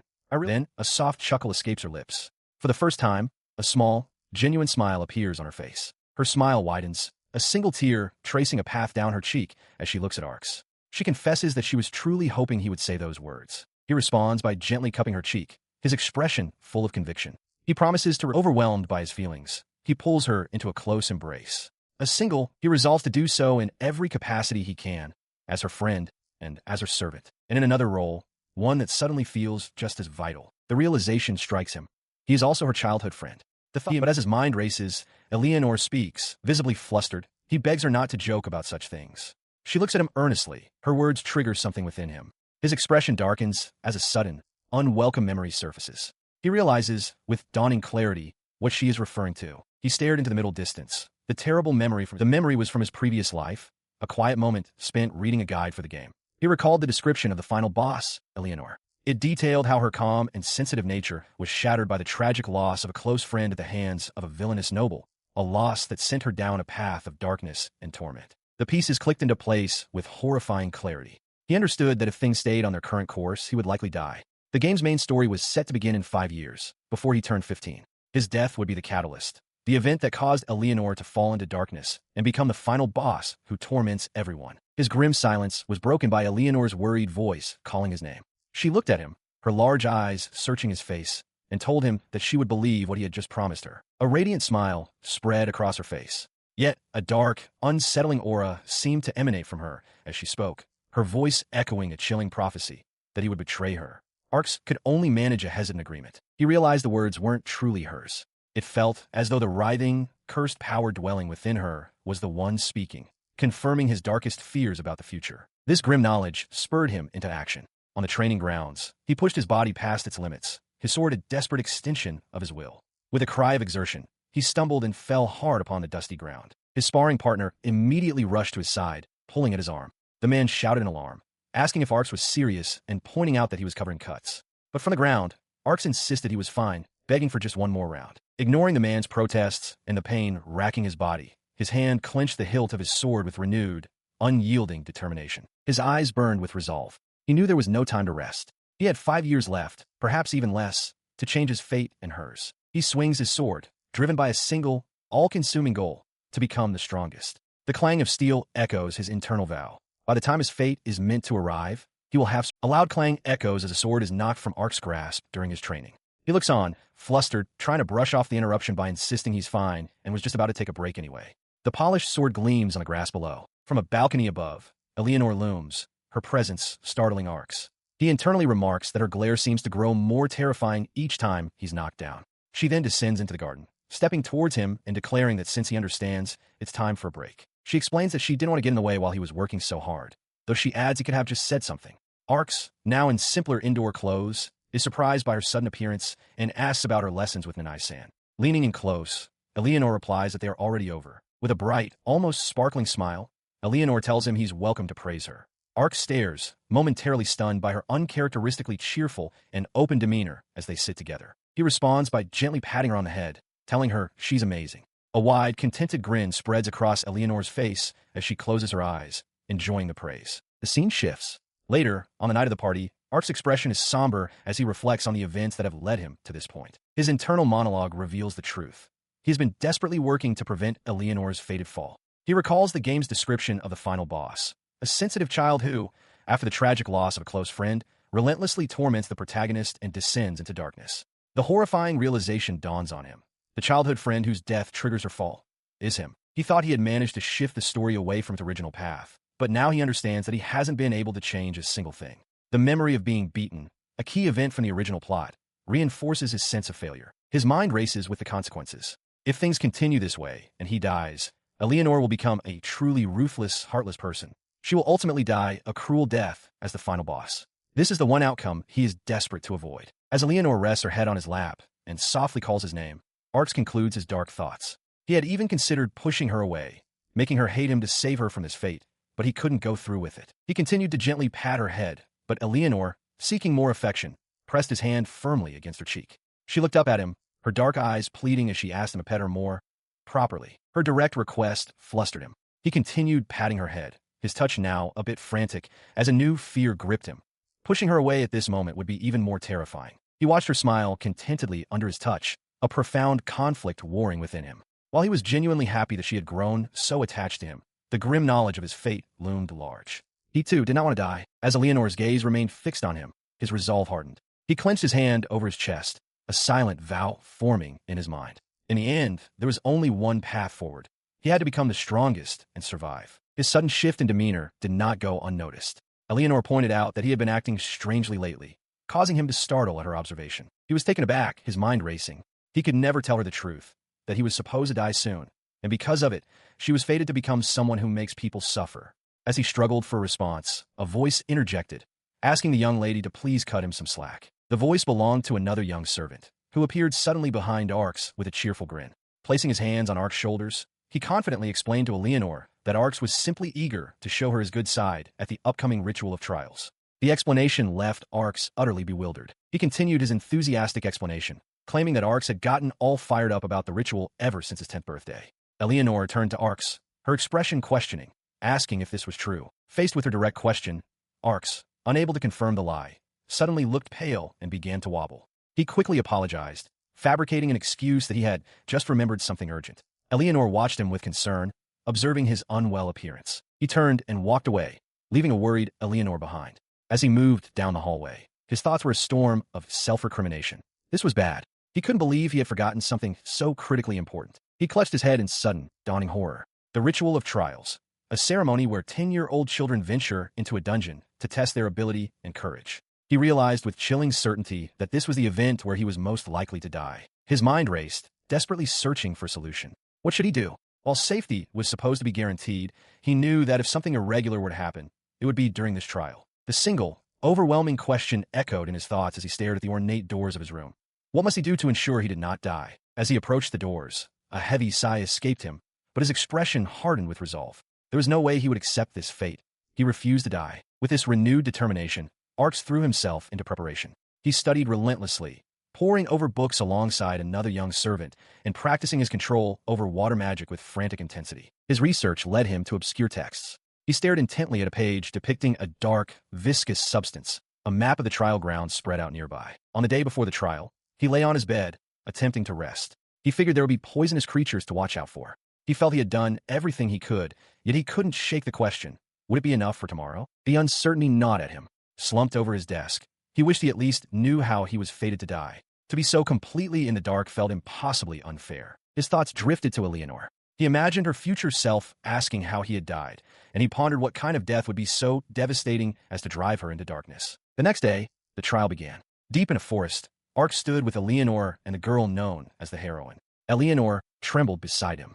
Projecting a confidence he didn't feel, Arx stated their objective was to reach the heart of the forest, to which the heroine calmly agreed. He sees Eleanor trembling beside him and firmly grips her hand, offering a quiet reassurance. Don't worry. Startled by the contact, Eleanor looks at him, her large eyes filled with apprehension. She asks if he isn't scared, too. Arx meets her gaze directly, his voice steady as he promises to protect her. Despite his outward bravado, a darker truth surfaces in his mind. He is terrified. Ever since he realized this trial was the place he was fated to die, he has been consumed by fear. But he pushes that fear aside for her sake. A gentle, determined smile spreads across his face as he confesses that he is far more afraid of her getting hurt than anything that could happen to him. Eleanor looks up, her expression softening in surprise. Visibly moved, she asks if she can truly count on him when it matters most. Her question snaps Arx back to the present. He agrees, then adds with renewed conviction that he has done everything he possibly could to prepare. He is ready. His hand clenches into a tight fist. All the preparation, all the fear, it all comes down to this moment. Now, he just has to believe in himself. With his resolve solidified, he turns to lead the way. Let's go, he declares, and together, he and Eleanor step forward into the shadows of the forest, beginning the ritual of trials. Deep within the forest stands a massive rock, revered as the sacred stone. The air is thick with ancient trees and dense undergrowth. Arx and Eleanor have ventured here for a trial, to claim one of the sacred stone's fragments by themselves. He muses that their competition probably consists of a group of rookies. A sudden rustle from the undergrowth forces them to quickly hide. From their hiding spot, she considers their situation. While strong monsters are not a threat here, the safety of the noble's children is paramount, with over 10 guards on standby. Her attention shifts, and she quietly thinks of Arx. He turns to her, asking if she noticed something. Eleanor initially dismisses it as her imagination, but then confesses that she has felt a persistent gaze on her for some time. Realizing her intuition is sharp, Arx reassures her. With his hand on his sword, he promises to protect her if anything happens. Visibly relieved, Eleanor quietly tells him she is counting on him. As they proceed, Arx silently sends a thought to the hidden guards, thanking them and wishing them well in their task of staying concealed. His thoughts are cut short by a low growl. He freezes, realizing the presence he feels is not one of the guards. As the bushes rustle again, he panics, wondering if this is the monster fated to kill him. From the foliage emerges not a fearsome beast, but a small, fluffy, white creature with a single horn, which lets out a soft cry. Both Arx and Eleanor stare in surprise. Eleanor observes that despite its adorable appearance, it is a bloodthirsty little monster. Arx asks if she intends to kill it, and she confirms she does. He then identifies the creature as an almiraj. He did not hesitate. As the horned rabbit lunged with a vicious growl, causing Eleanor to cry out, he swept forward. With a swift, clean motion, his practiced sword sliced through the air and struck the creature down. Letting out a breath of relief, he wondered aloud if it was over. They both looked down at the still form of the almiraj, and he observed that, despite the clean hit, there was no blood. As Eleanor remained silent, her expression unreadable, he explained the reason. He had employed a special technique, one that inflicted damage only on the inside of the target. Her gloved hand reached out towards a small, still body. She murmured softly, remarking on how full of life it had been just moments before. Seeing her subdued reaction, Arx leaned closer, his expression filled with concern. He gently asked if she was in shock. She turned her head away slightly, acknowledging that it was indeed shocking. However, she added with a sense of resignation that she understood it was unavoidable. Hearing her mature response, a sense of pride washed over him. He realized she had grown so much. This, he understood, was the true purpose of the trials, to teach the difficult lesson that, in order to survive, taking a life is sometimes unavoidable. He turned back to her with a gentle smile, affirming that she was right. Still, he confessed, it was always sad when something cute had to die. At his words, Eleanor's expression shifted, her face falling into shadow. She began to speak, her voice low. If I could, I'd keep them locked away, she finished, her gloved hand gently touching her own cheek. Her voice was filled with a chilling possessiveness as she added, somewhere safe, forever. Arx could only stare, his eyes wide with shock at the intensity and darkness of her desire. He feels a sense of unease, a feeling that something is off, though he wonders if he is just imagining it. Beside him, Eleanor gives a small, cheerful laugh and asks if they should continue on their way. Arx quietly agrees. With their brief exchange concluded, the two resume their journey, their boots treading along the forest path. Their path leads them to a clearing, where a large, jagged rock formation juts out from the ground. Arx looks upon it with recognition, realizing they have found their objective, the sacred stone. Having reached their destination, Arx immediately suggests they begin the task of scraping off a sample. A short while later, he holds up a small glass jar containing several crystalline fragments from the stone, a bright smile on his face. He turns to Eleanor, confirming with satisfaction that their goal has been accomplished. As he celebrates their success, Eleanor mentions her exhaustion and suggests they take a short break. Suddenly, a sharp sound echoes through the woods, causing Arx to flinch with a cry of alarm. The source of the noise reveals itself to be another group of examinees, 3 boys who have just arrived. The one in the lead, with spiky dark hair, complains about getting lost before his eyes land on Arx. His expression shifts to angry recognition as he shouts, identifying Arx as the boy his mother and others had taken a liking to, and angrily declaring that he was yelled at because of him. He stares back, stunned by the sudden accusation. A memory surfaces, the sound of a woman's voice scolding a child, telling them to follow Arx's example. The realization dawns on him. This angry boy was the one being reprimanded on his account. Before he can process this, a girl with long pigtails joins the confrontational boy. She confirms Arx's identity, then points a finger directly at Eleanor, her gaze sharp. She declares that she's seen the black one over there too, before contemptuously labeling her the crow girl. She flinches as the cruel words land. Beside her, Arx's expression hardens into a fierce glare directed at the group of boys. They whisper amongst themselves, realizing she must be a noble, and identifying her as the crow girl they'd heard about. Intimidated, the boys immediately turn and flee down the path. As they run, they shout childish taunts that the monster crow will eat them. Arx watches them go, muttering about their foolishness. He takes a step forward, but Eleanor's hand quickly grips the fabric of his shirt, stopping him in his tracks. With a steady gaze, she pleads for him to stop. Her head dips slightly, her hair obscuring her eyes. She quietly asks if he really thought that their taunts had bothered her. Eleanor then looks up at the stunned Arx with a gentle, reassuring smile. She tells him not to worry, explaining that she has grown used to this sort of thing. Internally, Arx reflects that he might be overprotective, driven by the knowledge that his own fated death would plunge her into darkness. Turning slightly, she continues, stating that besides, she feels a little relieved. She's gotten stronger, too. She faces him again, placing a hand on his chest. With a soft, sincere expression, she tells him that as long as he acknowledges her, that is all that truly matters. Despite her heartfelt declaration, Arx breaks into a nervous sweat, his mind filled with a single, doubtful thought. She's gotten stronger, right? From a distance, 2 attendants observe the children. One notes that Arx is indeed strong, but his partner wonders aloud if guards are even necessary with him around. The scene reveals Arx's earlier plea to these very attendants. With an urgent expression, he had begged them to make sure they could respond immediately if anything were to happen. He reflects on the encounter, recalling the desperation in the other boy's eyes. It was that desperation that made it impossible for him to simply ignore the situation. His attention shifts to the ground, where he examines a set of unfamiliar footprints. The light-haired guard questions if they might belong to the commoner children from before. After a moment of silent contemplation from Arx, the guard leans back with a sigh, admitting he's rather underwhelmed now that the excitement has passed. Unsettled, Arx rises and informs his other guard of his intention to check in with the scouts positioned further ahead, just to be safe. The dark-haired guard responds with a questioning sound, surprised by the decision. As he and the dark-haired guard begin to walk away, the light-haired guard calls out from behind, chiding Arx for being so serious and casually dismissing the situation as nothing to worry about. They proceed deeper into the woods. As they walk, the atmosphere grows heavy and strange. Dark orbs begin to materialize in the air around them, a subtle but unnerving change to their surroundings. The ominous presence intensifies, the dark manifestations now pooling around their feet. A chilling realization dawns on Arx, a premonition from his past life's knowledge.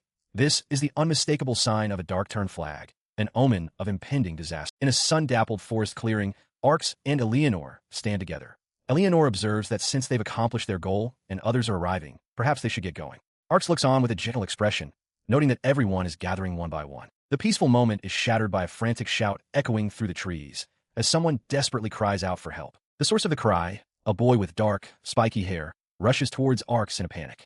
He exclaims that his friend is in trouble. When Arx asks what's wrong, the boy, wide-eyed with fear, shouts that the friend he was with just a moment ago has vanished. He explains that while they were on their way to the sacred stone, his friend suddenly started muttering strange things, his words becoming incoherent. Continuing his frantic tale, the boy admits that his friend's muttering about home had unsettled him so much that he ran away in fear. He then clarifies that despite his initial fear, he grew worried and decided to go back. As Arx listens, he silently wonders if the friend simply got scared and wanted to return home. The boy's story reaches its terrifying conclusion.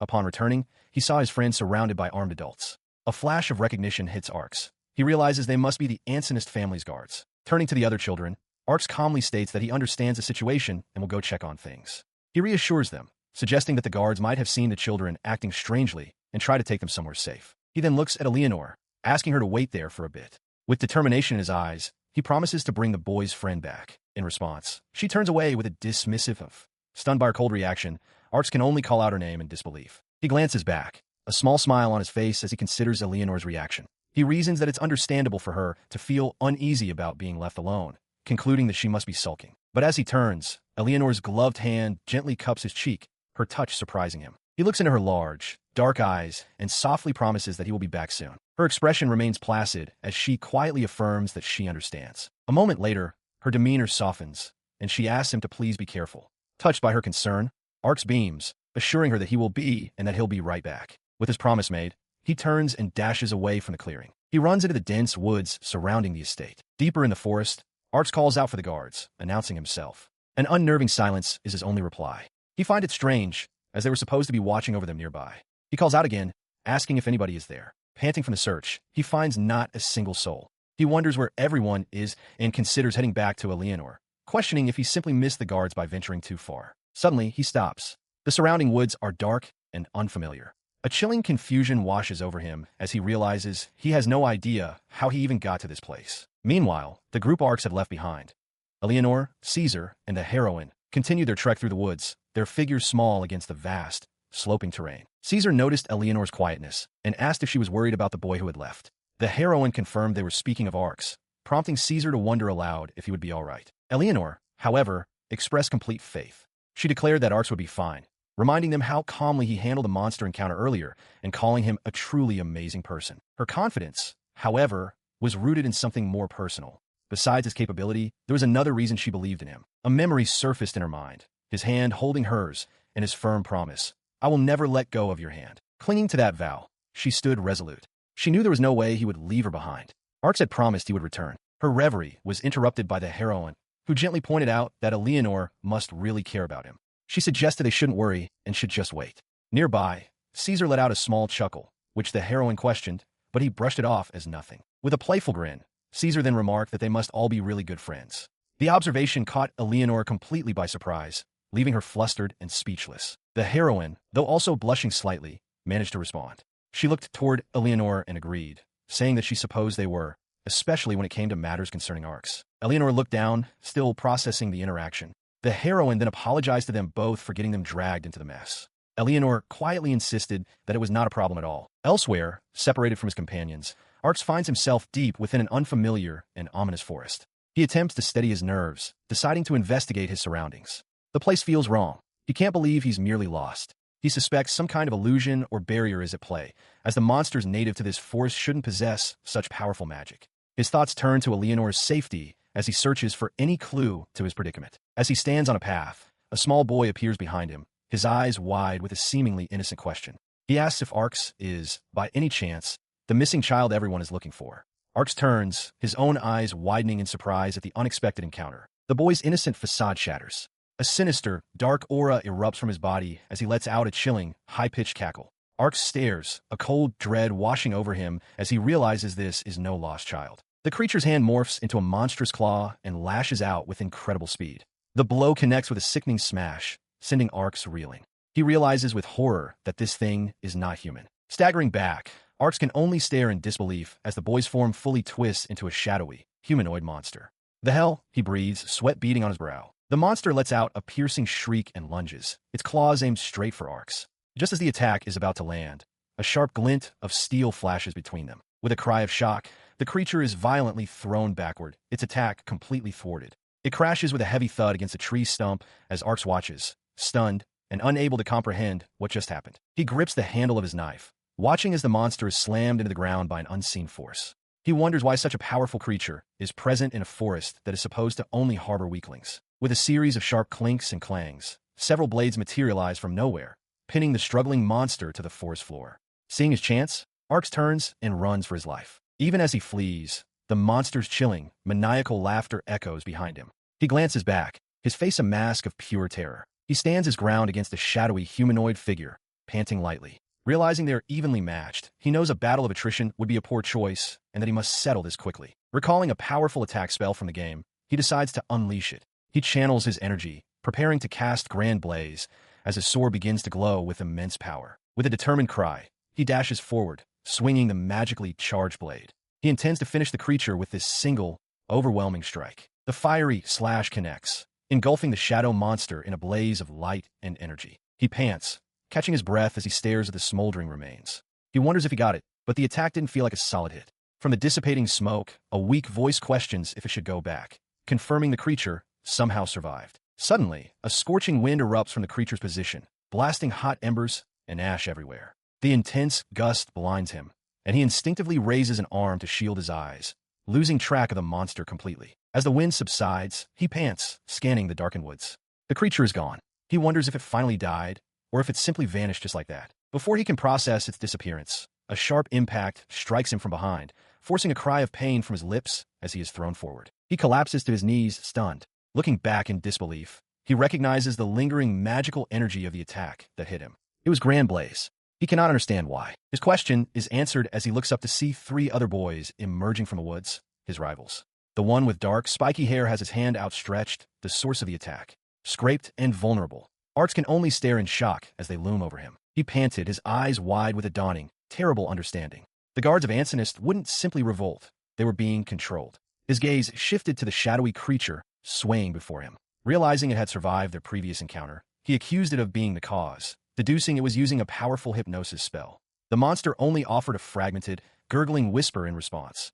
Home, deciding on a new tactic, he reasoned that if fire was ineffective, a blade of wind might succeed. He unleashed the Wind Blade spell, but the creature dodged the attack with an unnatural swiftness. The mist sent a chill down his spine. This was bad. The monster then dissipated into the shadows of the forest. For a moment, Arx wondered if it had simply fled, but a horrifying realization struck him as he processed the direction it had taken. His eyes widened in terror. The ritual of trials, which should have ended without incident, had taken a dark turn. The mysterious monster was heading directly toward its target. Eleanor watches Arx, thinking to herself that he is perhaps too kind. Nearby, Arx remarks how kind her friend is for going to look for a complete stranger like him. He asks what she is thinking, but she dismisses it as nothing. She then adds that he is kind, even to people other than herself. Her words seem to trigger something in Arx. He recalls his friend being a great guy, but the memory suddenly becomes hazy. A chilling realization dawns on him. He can't remember who he was. He turns to Eleanor, his expression filled with confusion. Eleanor is taken aback, pointing out that they were just together a moment ago. Arx confirms this, but admits with growing distress that he can't remember the boy's name or face at all. Just then, another boy calls out, announcing Arx's return and mentioning that the others were looking for him. As this happens, Eleanor is overcome with a powerful, bad feeling about the entire situation, whispering Arx's name in apprehension. His attention is drawn away from his memory lapse. He looks toward a group in the distance and identifies one of them as his friend. Following his gaze, Eleanor sees the group of three boys. Arx clarifies that the one in the center is the lost child he had gone to find earlier. Eleanor watches them, a question forming in her mind. If Arx found the boy, she wonders why he isn't with them now. Meanwhile, the two other boys approach the lost child, telling him they were worried. The child, who had been looking at the ground, slowly lifts his head to reveal a disturbingly vacant and sinister smile. One of the boys places a hand on Arx's shoulder, urging him to say something. Arx, however, simply looks back, completely bewildered, and asks what he means. He reached out, his hand moving to intercept the threat aimed at the boy beside him. As a shadowy form lunged forward, Arx shoved the other boy out of the way, roaring a command, "Don't touch him." The clash of forces, or perhaps some other power, erupted with a deafening explosion. A nearby stone monolith trembled and then violently shattered, sending dust and debris flying. Through the settling dust, Eleanor dashed towards the commotion, calling out Arx's name. He and the boy he'd just saved stood frozen, staring in disbelief as they realized the sacred stone had been split apart. Snapping out of his shock, he turned to the other children, ordering them all to run and get as far away as possible. He felt a grim relief, realizing he had acted just in time. Another second, and the attack would have sliced through everyone there, not just the rock. His warning sent a fresh wave of panic through the group. The spiky-haired boy stammered, asking what was happening, while the girl beside him trembled, admitting she was scared. In the distance, the shadowy monster stood, its presence a clear and terrifying answer. With the others now scrambling to safety, Arx faced the creature alone. He unleashed a powerful spell, Grand Blaze, sending a wave of fire slashing forward. The monster met the attack with a shadowy claw, the two forces clashing with a sharp clang. Arx grit his teeth. He had wanted to help with the evacuation, but this direct confrontation made it difficult. The creature pressed its advantage, its shadowy limb grinding against Arx's magical blade. He strained against the immense weight of the blow, letting out a grunt as his body trembled with the effort. The overwhelming force sent him skidding backward across the ground, his boots digging into the dirt to halt his momentum. Before he could recover, the monster unleashed a barrage of shadowy projectiles. They swooshed through the air, smashing into the ground around him in a chaotic and powerful assault. He grits his teeth as the monster's shadowy tendrils lash out, scoring deep gashes across his body. The dark appendages slither menacingly through the air. Seeing him wounded, Eleanor cries out his name in terror. The monstrous shadow looms before her, its form seeming to swell as she clutches her hands to her chest in fear. In response, Arx plants himself firmly between the creature and Eleanor. He invokes his power, shouting Grand Blaze, as a wave of fire erupts from his sword, engulfing the area in a brilliant flash. The fiery blast momentarily stuns the shadow. Arx seizes the opportunity, yelling for Eleanor to hurry and run while he holds it off. Despite his defiant stand, another attack slashes across his chest. He grunts, realizing he cannot defeat this thing. Yet, he knows that if he flees, Eleanor and the others will be attacked. A grim understanding settles in his eyes. A chilling memory surfaces. He recognizes this place. This is where Eleanor's childhood friend was laid to rest in the original story. He understands with dawning horror that he is now about to suffer the exact same fate. The weight of this revelation crushes him. He questions if all his efforts to change the future were pointless. Is his death, and Eleanor's subsequent fall into darkness, an unavoidable destiny? As his sword clatters to the ground, the shadow monster lets out a silent, mocking laugh. Arx wonders if it was all in vain, if he's truly going to die without protecting her. A cold shiver of absolute terror runs down his spine. He is jolted from his despair by a child's terrified cry. The boy pleads for the creature not to come any closer, his voice trembling with fear. Arx turns, startled, realizing the other children are still here. Eleanor flinches beside him. Arx's eyes widen as he sees the estate guards advancing, their movements stiff and unnatural. The horrifying truth dawns on him. The monster is controlling them. He shouts Eleanor's name, urging her to forget about him and save herself. But even as the words leave his lips, a desperate thought echoes in his mind. He has to be the one to save her. The shadow monster looms over him, its dark form a terrifying silhouette against the light. His mind drifts back to the day it all began. He remembers standing before Eleanor, earnestly declaring his desire to be with her and asking her to be his friend. It was then he made a vow, proclaiming that from that day forward, he would serve as her attendant. He recalls another memory, a moment of shared relief. Eleanor's voice, soft with gratitude, had told him how glad she was that he was safe. She then embraced him, her hand resting gently on his back as she whispered his name. The memory shifts, now seen through her eyes. She remembers Arx in a field of flowers, a peaceful image shattered by a dawning horror. Arx, she thinks, a silent plea forming. Don't. He is her one and only. The thought hangs in a void of darkness, a testament to her deep, singular attachment to him. A wave of dizziness pulls Arx from the depths of memory. A powerful, vibrating hum fills the air around him as he lies on the ground. He struggles to speak her name, a realization dawning through the haze. This feeling, this power, it is Eleanor's. She stands amidst the chaos, panting as an overwhelming torrent of her Celestia. Her dark, destructive power erupts from her, engulfing everything in its path. On the ground, surrounded by dark, writhing tendrils, Arx gasps for air. An agonizing pressure crushes him. He can't breathe. He realizes with dawning horror that the very oxygen around him is being consumed by magic. Despite the suffocating force, he forces himself upright, staggering. Bloodied and battered, he leans on his sword for support as a gust of wind whips past. His eyes are wide with a mixture of pain and shock. He looks up, his gaze locking onto the source of the oppressive power, a swirling vortex of shadowy tendrils consuming the forest. A dreadful realization strikes him. This is Eleanor's Celestia. His mind flashes back to the game he once knew. This was the ultimate ability used in the final battle, a power so immense it could wipe everything out in a single blow. He covers his mouth, stunned by the fact that he somehow survived. The strain becomes too much, and his body begins to fail. He sways, weakly calling Eleanor's name before his legs give out. Just as he falls, a girl with long pigtails rushes in, crying his name as she catches him with a heavy thud. She looks down at him, her expression etched with concern, and starts to speak his name. He looks up at her, his own voice a weak whisper as he again murmurs Eleanor's name. His gaze drifts to her eyes, and a new understanding clicks into place. He sees it now. The lingering sensation he feels must be the effect of her Celestia. Suddenly, his attention snaps back to the roiling mass of shadows in the distance. He stares in disbelief. That thing, it's still alive. He survived, which must mean the attack wasn't as strong as in the game. His hand clenches into a tight fist. Leaning against the girl, he frantically analyzes his predicament.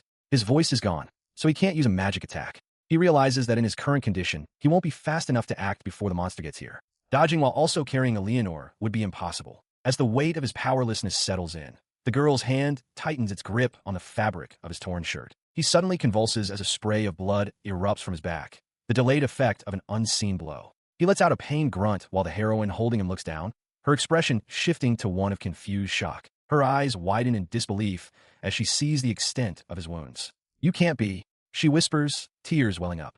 From the ground, Arts looks up at her, weakly calling her name and questioning why she is there. At that moment, the sound of sobbing cuts through the tension. Nearby, Eleanor is on her knees, her body trembling as she weeps, overwhelmed by the aftermath of her own immense power. The heroine's attention snaps back to Arcs, her voice trembling as she points out the sheer amount of blood. Despite his condition, Arcs manages a gentle expression, pleading with her not to cry. His gaze then falls upon his own torso, finally registering the horrifying extent of his injuries. He stares in disbelief, a single thought echoing in his mind. All of this blood is his. Eleanor looks up, her face streaked with tears, and declares that it's all her fault, that he was hurt because of her. Arcs immediately tries to refute her, but she cries out again, insisting that she is the one to blame. He tells her it's not her fault, but she continues, blaming the magic she used and the very nature of her power.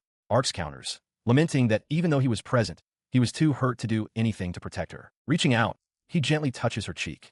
Despite the blood smearing his own face, he offers a faint, reassuring smile and affirms, "Yeah, definitely not your fault." His mind flashes back to the fight. He internally admits that they had been at a disadvantage. The tide of the battle was turned, undoubtedly, by Eleanor's overwhelming power. He reflects on the bitter irony. He had been trying to save Eleanor this whole time, but she ended up saving him instead. The thought fills him with despair, realizing he might not be able to stop her from falling into darkness after all. He gently holds her hand, his own bloodied, and reminds her not to be so hard on herself, just as he had told her before. Looking into her tear-filled eyes, he reaffirms his promise, that he would never let go of this hand. His expression hardens with resolve as he tells Eleanor that he has no intention of dying here, nor will he push her or her power away. Eleanor staggers back, distraught. She insists there is nothing wrong with his power, but laments that if she didn't possess her own magic, she wouldn't have hurt him or anyone else. He counters her self-blame, explaining that if they had prolonged the fight, they would have lost and everyone else present might have died. He turns the blame upon himself, stating that he should have become stronger. If he had defeated the creature, things wouldn't have ended this way. Eleanor protests, but Arcs quietly insists that it is all his fault. His mind drifts to the past. 3 years ago, he resolved to save Eleanor and has worked toward it ever since. His hand tightens on his sword's hilt as he thinks that if only he had tried harder, tried to become stronger from the very moment they met. He looks at her with a pained smile, admitting he was too naive and apologizing for his weakness. Seeing his unwavering gaze, Eleanor asks with concern if he is still going to fight. He confirms her fear, but promises he won't push any unpleasant burdens on her anymore. Then, looking at their joined hands, he makes a request. "Lend me your strength, just for a little bit." He knows that if Eleanor were to unleash her magic again, they could likely win. But looking at her exhausted state, he realizes it would be too much for her. Above all else, he does not want to make her do that. He resolved then to bear her burden himself. His hand tightened around Eleanor's. He knew this was the only way to defeat the creature. Though he hadn't wanted to resort to this plan, he would accept any cost if it meant saving her. In response, a torrent of dark energy, a technique known as Black Widow, erupted from their position.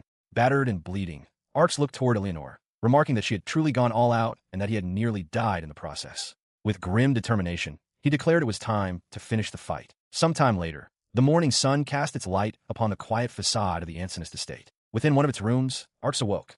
His head was wrapped in bandages, and a patch covered one eye, a testament to the battle's severity. He winced as a sharp, throbbing pain shot through his head. His gaze then fell upon Eleanor, who was fast asleep at his bedside, her head resting on the mattress. Pushing himself to a sitting position, he gently placed a bandaged hand on her head. A quiet sense of relief washed over him as he realized he had survived. He had truly escaped the jaws of death. In a flashback, the clang of swords echoes across a courtyard as Arx spars with Count Ansinist. The match concludes with the Count's blade at the boy's neck. Arx, sitting on the ground, smiles in defeat as the Count sheaths his sword, acknowledging that the boy has grown stronger. Returning to the present, Arx lets out a breath of relief. His peers erupt in cheers, celebrating his victory against the Knight Commander. From aside, Eleanor watches him with a quiet, intense gaze. He reflects on the 5 years that have passed since the ritual of trials. He recalls the aftermath of the incident. While there were no fatalities, everyone else sustained only minor injuries. He, however, had used his Celestia ability and collapsed, drenched in blood, appearing as if he were dead. His thoughts turned to the official conclusion of the investigation. Experts determined the monster was likely a ghost formed from the lingering regrets of children who had died in the forest. It was noted, however, that such entities are typically only capable of possessing children to a limited degree. Because of the creature's abnormal strength, a large-scale investigation was launched under the suspicion that it had been enhanced by an unknown party. The investigation also considered that the knight's memories might have been altered, but in the end, no culprit was ever found. He internally connects this to his knowledge of the game's plot. He's fairly certain that the incident was meant to cause the death of Eleanor's childhood friend. While he feels a sense of relief that a bad ending was avoided, he knows he can't simply relax as if it's a happily ever after scenario. As he muses, Eleanor suddenly throws her arms around him from behind, startling him. His internal monologue continues uninterrupted. The past 5 years have been quiet, but he knows another life-or-death situation could arise. To prepare, he has been honing his sword, magic, and tactical skills more than ever. Her overprotective nature has been a constant since that day. She anxiously checks him over, asking if he's okay or hurt anywhere. Arx reassures her that he's fine, thinking to himself that her intense worry makes sense, considering he almost died. Despite his understanding, he gently tries to create some distance. He thanks her for worrying, but asks if she could please refrain from hugging him in such a public place. She continues to cling to him. His request has an immediate, unintended effect. With tears welling in her eyes, Eleanor looks up at him and asks quietly if he doesn't like it when she hugs him. Arx is left flustered, stammering that it isn't like that at all. She leans closer, placing a finger on Arx's lips to silence him. With a steady gaze, she tells him that she wouldn't care at all if anyone saw them together. Her bold declaration leaves Arx internally flustered. He sweats, poking his own cheek as he wonders what on earth has gotten into the young lady. Misinterpreting his hesitation, Eleanor suggests that if he's so worried about being seen, they should go somewhere private. She yanks on his arm, pulling him along as he protests in surprise. He panics, imagining his peers judging him as a lost cause for being dragged away. In his mind, he desperately cries out for someone to help him. His internal world shatters in a silent scream of desperation. Managing to regain his composure, Arx tries to change the subject. He points out that beautiful flowers are blooming in the garden, mentioning that the gardener was proud of them. Seizing the opportunity, Eleanor proposes they take a walk in the garden together. He considers her offer, admitting it's a tempting proposal. However, as he begins to refuse, his hand slips away from her grasp. Her expression shifts to one of knowing sadness. With a soft smile, she finishes his sentence for him, correctly guessing that he can't go with her today. Eleanor then explains her disappointment. She reminds Arx that they had decided to set aside one day a week to spend together, and today was supposed to be the day she kept him safe. Yet, the moment she took her eyes off him, he slipped away to train. As she speaks, dark, shadowy tendrils begin to emanate from her body. The shadows creep forward as Arx, now seated with Eleanor on his lap, apologizes, explaining he gets restless otherwise. She holds him close, stating that while his dedication is fine, he must keep his promises. He tries to dismiss her concern, explaining that the sword only grazed him and it's nothing to worry about. Eleanor leans in closer, her gloved hand gently touching his cheek as she asks if the spot is truly okay. Her intense, unblinking stare makes him uncomfortable. The proximity is far too intimate for his liking. After a moment, she places her hand over his heart, expressing her profound relief that he wasn't truly injured. Trying to lighten the tense atmosphere, Arx smiles brightly and tells her she's overreacting, reminding her it was just a practice session. His casual tone does not soothe her.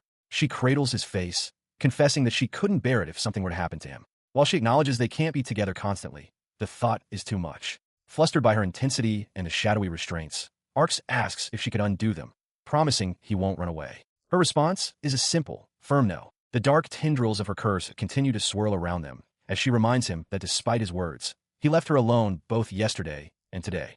A single tendril playfully pokes his cheek, a physical manifestation of her accusation. He closes his eyes, a bead of sweat on his temple, and offers a simple apology. He then begins to explain the real reason he seems to be going along with her demands. His compliance, he reveals, is intrinsically tied to the nature of his unique magic. He explains that his ability allows him to copy someone's Celestia, their personal magic. In other words, he can replicate and freely use any person's unique power. He recalls his initial thought upon discovering this, that it was a totally overpowered ability. However, this incredible power comes with a fatal drawback. While he can indeed copy any person's unique magic, whether it be lightning or ice, the consequence is that he becomes significantly weak against any magic he has copied, even just once. He continues his explanation with a simplified, almost cartoonish scenario. For example, if he were to copy a simple fire spell from a magic user, and then be struck by that same original spell, the result would be devastating. Even a weak flame could set his entire body ablaze. This was not merely a hypothetical danger. He had, in fact, copied Eleanor's innate magic. In other words, at that moment, he had become completely vulnerable to her, and as a result, he was now utterly powerless against Eleanor's shadowy restraints. He mentions that they will be enrolling in the academy soon, suggesting they should probably refrain from such overt displays. It has been 5 years since that grueling ritual of trials. The mention of the academy is precisely the issue. Now 15 years old, their attendance marks the point where the story of the Otome game, Celestia Kingdom, truly begins. Reacting to this, Eleanor suddenly yanks Arx on her lap. She explains that once they start attending, the time they can spend together will sadly decrease. With a possessive smile, she declares her intention to make the most of their time together while she still can. Her overprotective nature, however, was not the only thing about her that had changed since that day 5 years ago. As her shadowy fingers trace his cheek, she tells him that if he encounters any troublemakers at the academy that he can't handle, he must tell her. She acknowledges aloud that their relationship is also starting to change. Leaning over him, her expression darkens into a chilling vow. She will not forgive anyone, no matter who it is, who dares to disturb their peace. Held captive, Arx has a stark realization. He cannot shake the feeling that he has become someone who must not die under any circumstances. He wonders if she has already fallen into darkness, then resigns himself to his new reality. He is the anomaly, forever bound to her. Time passes, carrying events toward their inevitable stage. That stage is the Otome game, Celestia Kingdom. The story now unfolds at the Grand Royal Academy, where a new cast of characters is set to gather. Arx stands before the institution, his expression somber. Beside him, Eleanor's face is cast in shadow as they prepare to enter this new world. While practicing a dance, Arx counts the steps, his focus wavering. He quietly admits to Eleanor that her intense stare is making him nervous. A young noble girl with long pigtails, who is also present, apologizes on Eleanor's behalf. She explains that dancing is a form of social interaction and that one must look their partner in the eyes to properly engage with them. A flustered Arx can only concede that her point is true. He then reflects on the reason someone like him ended up as a dance partner for a noble lady. It is all because Eleanor is taking the entrance exam for the Royal Letitia Academy, a prestigious institution attended by the children of the nobility. This situation weighs heavily on his mind. He was drafted as Eleanor's practice partner specifically to help her train for this exam. He recalls his own irregular state.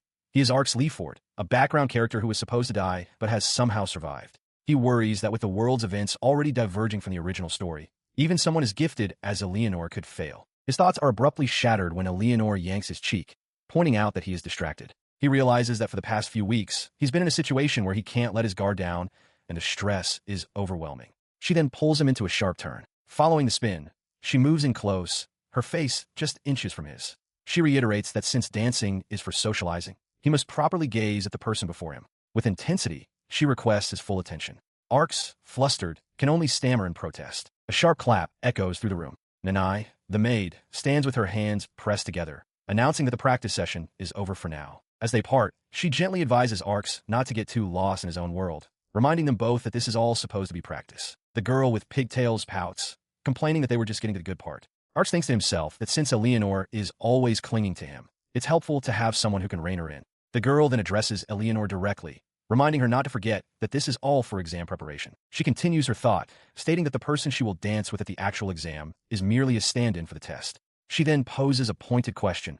Shouldn't the person she practices with now be her ideal partner? Arx, listening nearby, understands her implication. He was subjected to a lengthy explanation from a girl. She insisted that because she will have to dance with a stranger during the exam, she must imprint a perfect standard into her body now.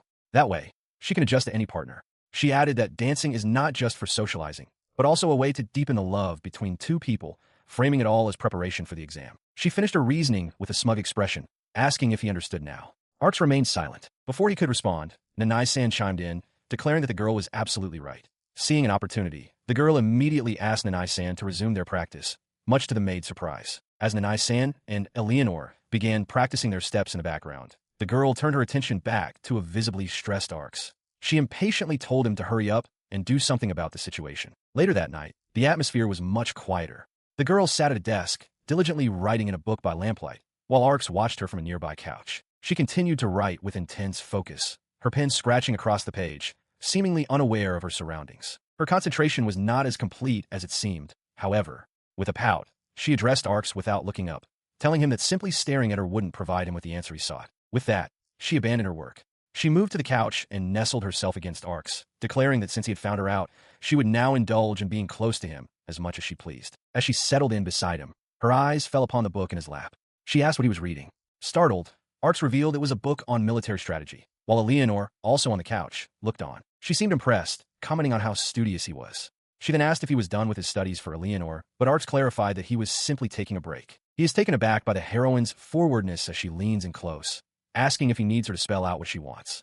Flustered, Arx can only ask if something is the matter, admitting he has no idea what she means. His clueless response causes Eleanor to slump over, looking dejected. Seeing this, Arx sighs with weary resignation and agrees, just this once. He then turns his full attention to Eleanor, taking her hand and praising her for always working so hard. The heroine giggles beside them, affirming that she has indeed been working very hard. The heroine observes that Arx is truly amazing and would do anything for Eleanor. She then proposes that, in that case, he should whisper, "I love you, Eleanor." Arx, however, flatly refuses, stating he can't do that. In response to his refusal, she forcefully pushes him down onto a sofa. She reminds him that he always says just this once but forgives her anyway, declaring this is the last time. A new idea strikes her. If this time never ends, they can stay together forever. With a determined look, she vows not to let him go. Her logic makes him burst into laughter, and he concedes that she really got him. His amusement fades, however, as he tells her to pull herself together, reminding her that she'll be attending the academy this year. From nearby, Eleanor quietly states that she doesn't want to go. Her quiet defiance draws his attention. He observes that she seems more stubborn than usual today, repeatedly saying she won't go to the academy. He knows it's not that she hates the idea of it. She looks up at him, her expression troubled. She asks if he isn't going to the academy as well, then explains the reason for her reluctance. She will end up separated from him, because as a commoner, he cannot attend. Her words force him to confront a harsh reality. He reflects on his status. Without a noble title, attending the same academy as Eleanor is impossible. He internally laments that he doesn't possess some special, protagonist-like power that could change his fate. As this truth sinks in, Eleanor's grip on his arm tightens. She confesses that she cannot imagine a life without him, believing that everything, including Arx himself, is supposed to be hers. Arx can only state the logical outcome. The academy is far away, so she would have to move into the dorms. He looks on with a worried expression, softly calling out to the distressed girl before him. "Eleanor-sama." Her gaze remains downcast as she confesses the depth of her anxiety. The mere thought of someone else getting to know him without her knowledge makes it hard for her to breathe. She continues, her voice trembling slightly, imagining a scenario where he might be kind to another person while she is away at the academy. The image of a beautiful, long-haired girl, the archetypal heroine, flashes through her mind as the object of her jealousy. Eleanor's voice is tight with emotion as she questions what part of such a situation could possibly be considered okay. In this imagined scene, Arx gently takes the girl's hands to reassure her. He promises that no matter how far apart they are, it will not change his status as her attendant. He vows he would never do anything to make her anxious and pledges to write letters and visit, even without a particular reason. Returning to the present, Arx offers a gentle smile, agreeing that it would certainly be nice if it were possible. Eleanor looks at him, wistfully adding, "If only you could attend the academy with me, Arx." A dark resolve forms within her. As she reaches out, shadowy, creeping tendrils begin to emanate from her fingertips. She thinks to herself that in that case she should. He watches her, confused by her unfinished thought. "Stock up? On what?" he asks. She completes her sentence aloud, declaring her intent to stock up while I still can. Before he can process her words, the shadowy energy surges forward, taking on grasping, claw-like forms. The dark tendrils instantly bind Arx, pinning him to his chair. Eleanor leans in with a possessive smile, explaining that she is stocking up on him. Panicked, Arx begs her to calm down, but she simply instructs him to stay still for just a little longer. She moves closer, her face inches from his as she whispers how lovely his skin is, wishing she were the only one who knew of it. Trapped and overwhelmed, Arx has a dreadful realization. This is definitely not going to end with just a little bit. He resigns himself to his fate, realizing he has no choice. As he does, Eleanor whispers, her voice flush against his ear, beckoning him to come even closer and to stay for much longer. Her words trailed off as she suddenly swayed, her consciousness fading in an instant. With a soft sigh, she fell into a deep sleep. She then slumped forward, her full weight falling against him as she rested her head on his shoulder. pinned beneath the sleeping girl on a chaise lounge, still ensnared by the shadowy tendrils of her curse. He wondered what on earth had gotten into his master. His eyes then fell upon a small box on the nearby table. The box contained liqueur-filled chocolates. A realization dawned on him. This was the culprit. He couldn't believe she had become like this from such a small amount. The discovery left him momentarily stunned.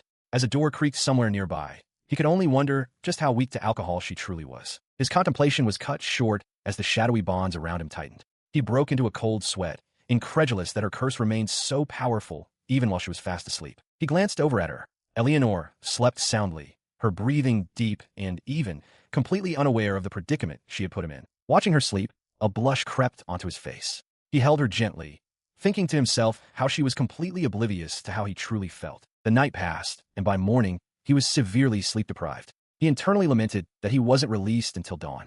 Despite the ordeal, he focused on his tasks, confirming that his interview preparations were on track. The paperwork was in order, and his practical exam scores were within the passing range. He raises his hand to interject during the group's discussion, noting that at their current pace, their only role will be to see Eleanor off on the day of her exam. The girl with the prominent pigtails, seated nearby, gives him permission to elaborate. He explains his concern that Eleanor must be feeling anxious, not just about entering a new environment, but about being pulled so far from the life she currently knows. The girl asks him to clarify what he means. He continues, his expression growing more serious, imagining how painful it must be for her to lose the butler who has always been by her side. Across the table, Count Ansinist concedes the point, acknowledging that even someone as capable as Eleanor can feel uneasy. The girl with pigtails silently considers that this is easier said than done. Arx, clearing his throat, presses onward, insisting that alleviating Eleanor's anxiety is an important matter that requires a countermeasure. In response, she suggests that Arx should simply go with her. He immediately dismisses the idea, reminding them that Letitia Academy is for nobles, and, as a commoner without a title, he cannot even take the entrance exam. A sudden realization strikes the girl. She claps her hands together, exclaiming that while he can't enter the noble course, Letitia Academy also has a night course. Her suggestion ignites a flurry of excited chatter. The others quickly deduce that if Arx enters the night course, he could enroll without issue, and his presence supporting Eleanor would seem perfectly natural. Arx himself is left speechless by the proposal. The idea solidifies in his mind. A night course is the key to attending the same academy as Eleanor. A mix of confusion and dawning hope crosses his face as he wonders aloud what exactly this new path entails.